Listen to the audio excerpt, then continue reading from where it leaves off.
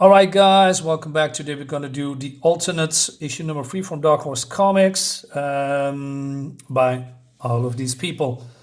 I like the first two, but this issue is falling apart because of the unfocused storytelling, and I'm going to take you through it. I'm going to read it with you, and then I'm going to give you my thoughts. All right. So these are our cast of heroes, and they are going to Twilight City. And if my sound sounds a little bit weird, it's more like my throat hurts a lot. I went to the hospital because I'm having this problem for a couple of months now, and it seems my vocal cords are a little bit irritated or something like that. So we're gonna look into that. So when I talk, it's hurting me a lot. Anyway, so they are these group of lost heroes. Long story short, they went to another dimension, another universe. They lived their best lives because of what's the whole environment boosts their potential, I guess. And then they come back years later and they basically become a support group because they are now broken people because they were in that universe the best. Now they are, C-listers, something like that. All right. And there is something coming from the other universe that's called the Ledge, which I think is a very weird name for a substance that is probably fluid, although that was part of the universe that they lived in. So it's not really well explained.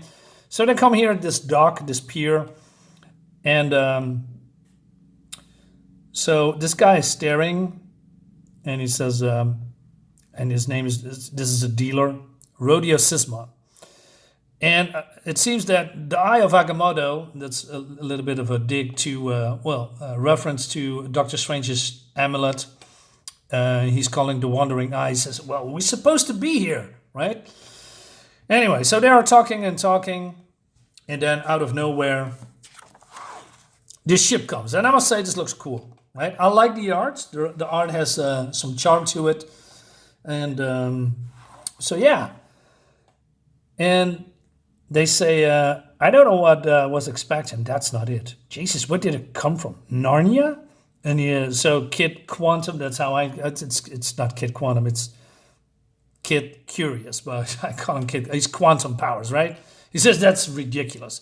So he's spewing some mumbo jumbo, but then he says the ship is built from dreams and powered by fiction emerging from the collective imagination. So Multi Monster says, yeah, that is way less stupid. And they're rolling out the welcome carpet, I guess.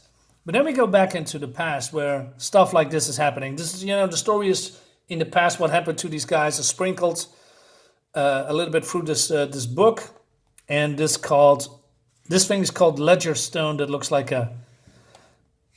Why you do? Okay. Anyway, you know what I'm thinking, right? So this is a superhero called the Searcher, and he is part of the Continuum. That's the superhero group, although we don't see the Continuum.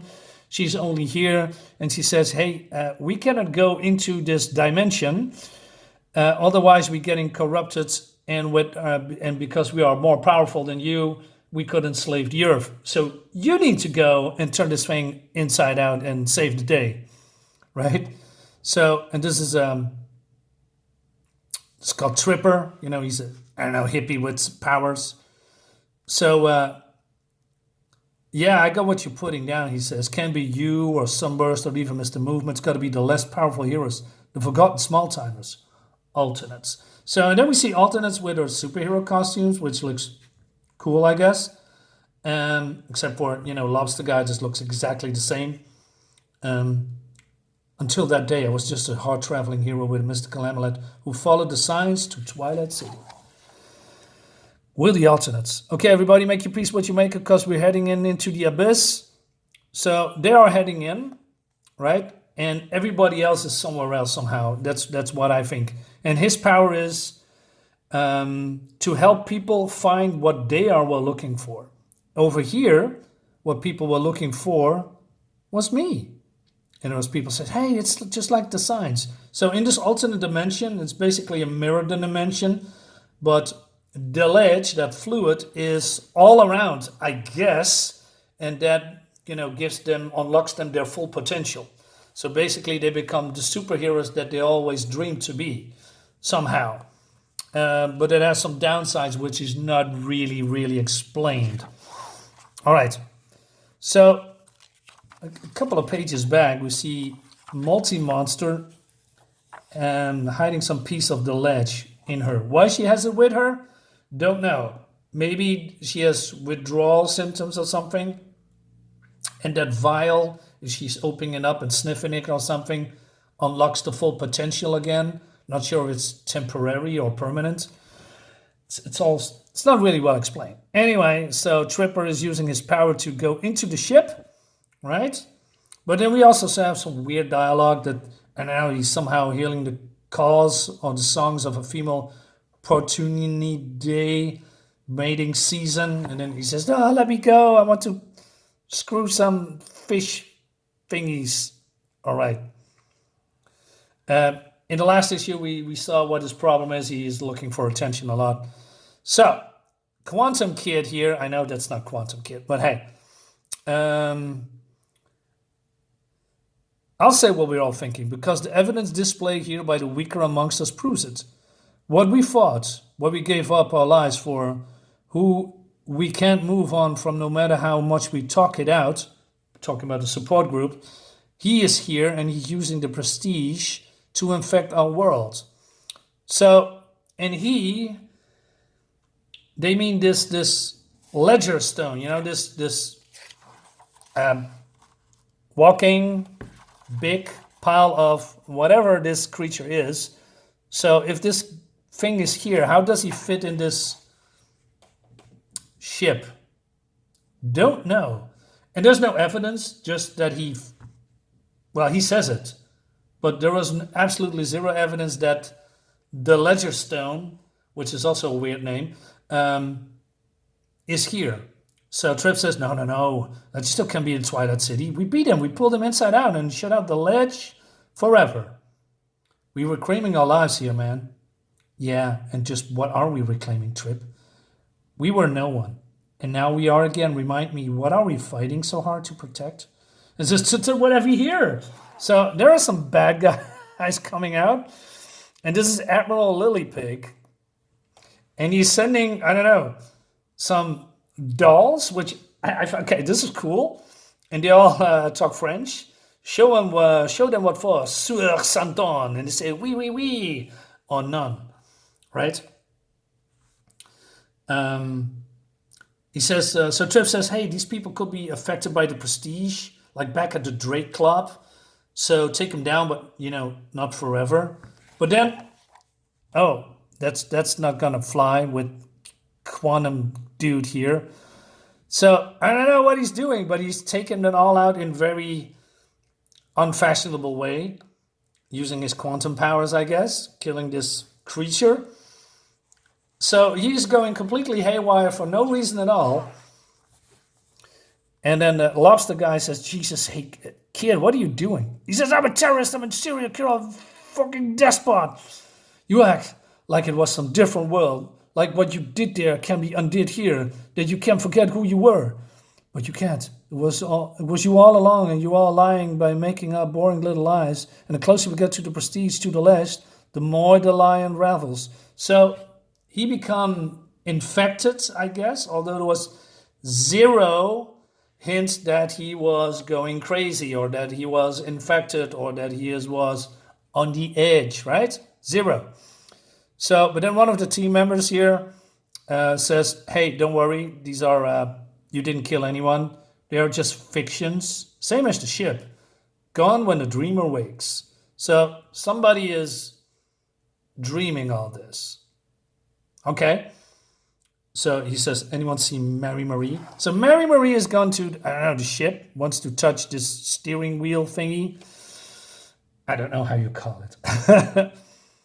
He says, Trip, we can kill two birds with one stone. We take this boat and the prestige and we could just go back, right? Get rid of everything that doesn't belong. Okay, but where are you going? There is no portal that you can float into.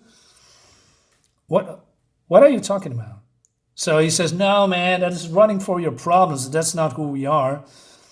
I know about the vial of prestige you got. I didn't want to call you out in front of the others. That's not cool. Um, and she says that she cannot find anyone, and they're, I don't know, hugging each other, right? Because he realizes that he's lonely. And then he talks about himself. Well, he was in this other universe. He says, before the ledge, I was a hard-traveling hero with a mystical amulet leading people to each other, then moving on town to town, person to person, always ending up alone.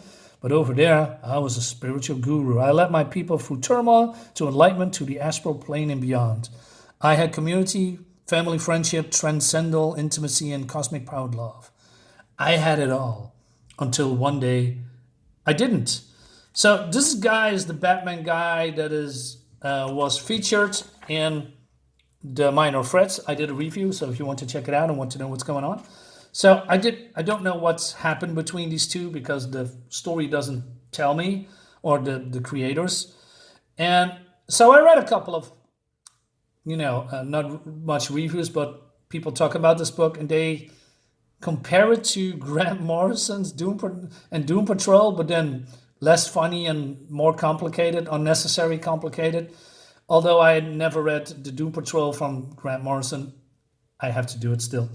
I know a little bit about it, and this not really, the story doesn't gel, it doesn't flow very well. There's just a lot of words that the creator or the creators or the writers think, hey, if we tell you this, then you should know it. But we don't. It's mostly confusing. So what should have has been done, in my opinion, that the alternates had a book with an adventure that they're going into this universe, explaining it all, including their depression, their damage, their loneliness, their confrontations with the Earth superheroes and in Twilight City here, and then come to this. This should be volume 2, and there should be a volume 1 of the alternatives go into this universe and having all these adventures and things what happened in there, because I don't know what happened to Multi-Monster in the other universe. I don't know what happened to woman with the mask on in the other universe. How she came out. Is she depressed? Is she suicidal? Don't know. Just accept what we are throwing in here. So I think Pat Oswalt thinks that he's, a good writer. He's not bad, but he's definitely he's not Grant Morrison. He's not even close. All right. So he says, suddenly I was back here.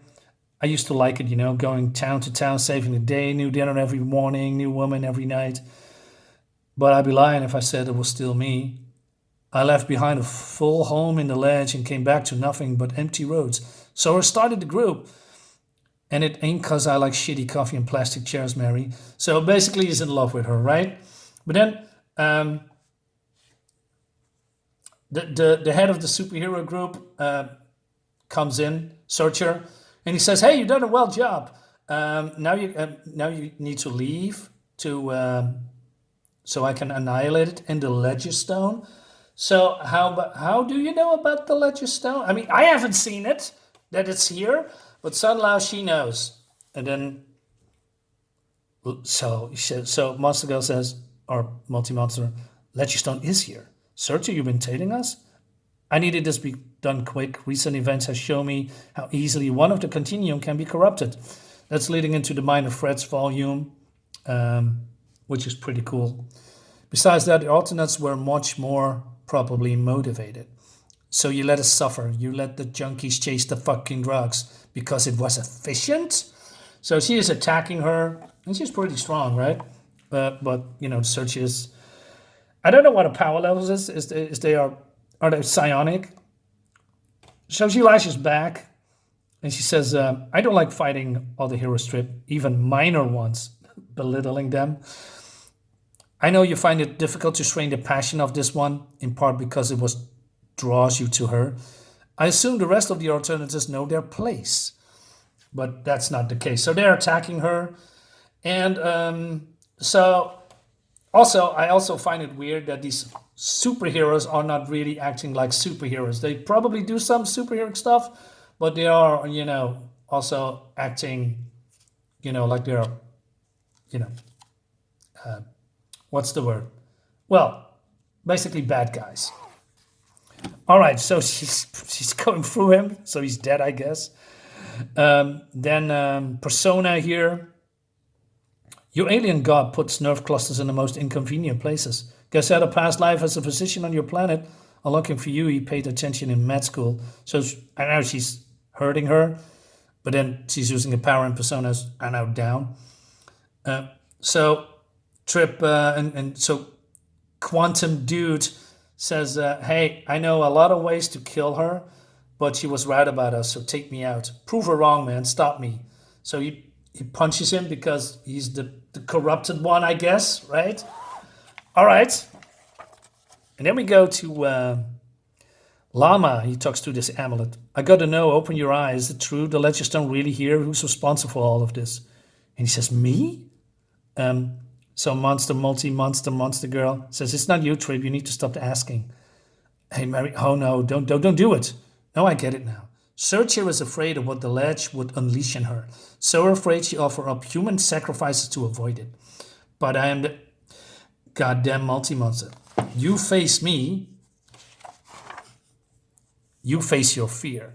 So she's getting a dose of the ledge, right? And she says, blood under my boots, blood from 8 billion bodies.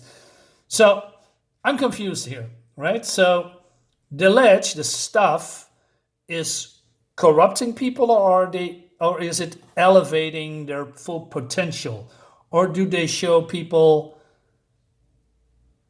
who they really are, like, evil monsters or, good guys, the ultimate good guys? Did it enhance their personality and show them what they really are? I mean, that's what I'm guessing. It's also unclear. All right. So it says, now who's the monster? So, okay, Louis here, lobster guy's reassembling himself. Neat trick, by the way. And he says, hey, let's inspect the cargo. All right. So we see her on the moon. So they go down the stairs, and they are feeling something, right? And there's a voice. He says, are we ready for this? Right? So they want to, and he is now okay too. I mean, did you just clock him out? I mean, he's still a potential danger, right? Anyway, so this guy here is Ledger Stone. He's prisoner. Wait a minute. So Ledger Stone is this thing? Did he turn himself into that? How does this work? Right? And were they inside in him, in that other universe? Is he a being? Well, it seems he's some kind of a god. And they say it's draining him dry like a machine. So is he a dreamer of worlds? That was a reference to a Marvel Hulk comic. He's a god, right? A primal universal thought who thought he was Salvador Dali or something. Who could do this to him? Continuum feared him.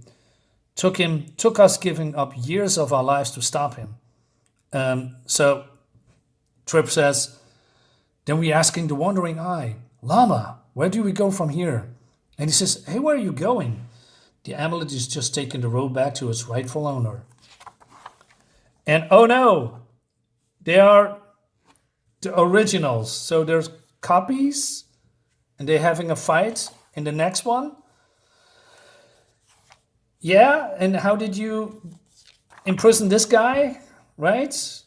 So many questions. I don't know, man. This was weird, and I'm not sure if they're gonna solve the problem in issue number 4. We're gonna find out. I have my doubts. Guys, let me know in the comments what you think about it. Thank you so much for watching. See you next time. Bye bye.